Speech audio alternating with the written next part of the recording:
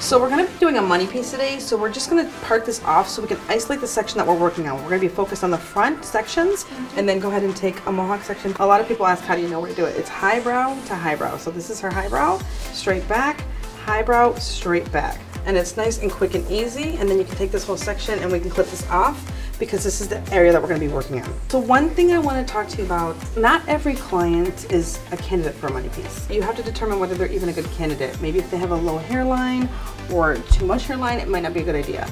For this client, what you want to do to find your start point is you want to find the center of the area. From there, you're going to go diagonally across. You're going to find the same spot here and come across the same way.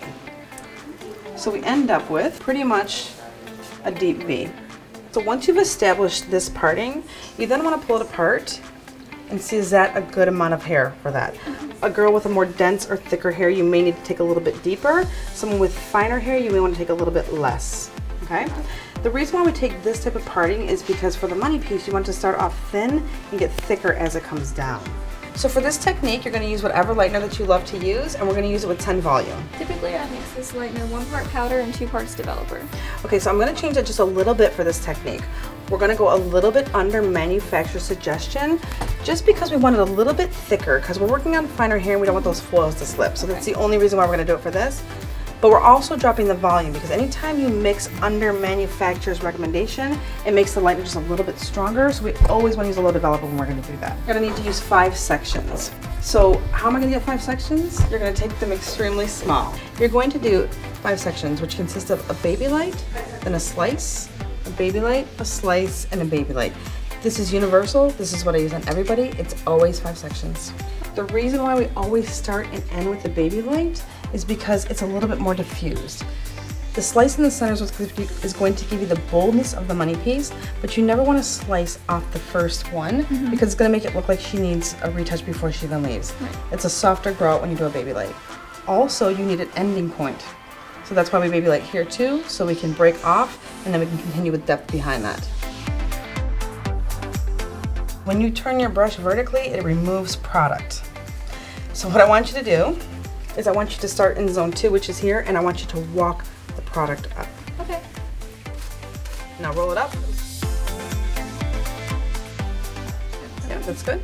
Now, when you think about the processing, which one's gonna process quicker, the weave or the slice? Weave. Right, so when you're doing the slice, you're gonna have to do what to it in order to get it to be even? Thinner, or? It's thin enough. You just have to make sure you saturate really well. Okay. So it doesn't saturate as well because you're working a denser section. Does that make sense? So saturation has to be a little bit heavier on the slice. Okay? So on this one, I actually want you to section it out completely and then do your weaving. And I'm going to show you a little tip on weaving in just a second here too.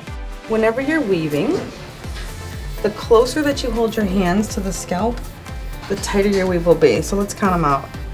1, 2, 3, 4, 5, 6, 7, 8, 9, 10, 11 stitches there.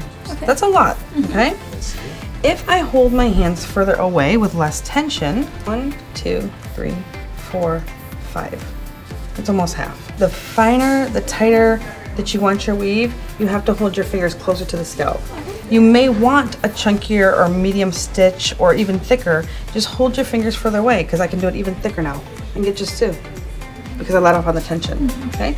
So you don't have to have 11. I just wanted to show you that if you hold your hands closer, you'll have a tighter weave. So do that first. If a client's not used to using that much tension because you have a lighter hand, what I tell the client when I'm doing this is just resist the pull.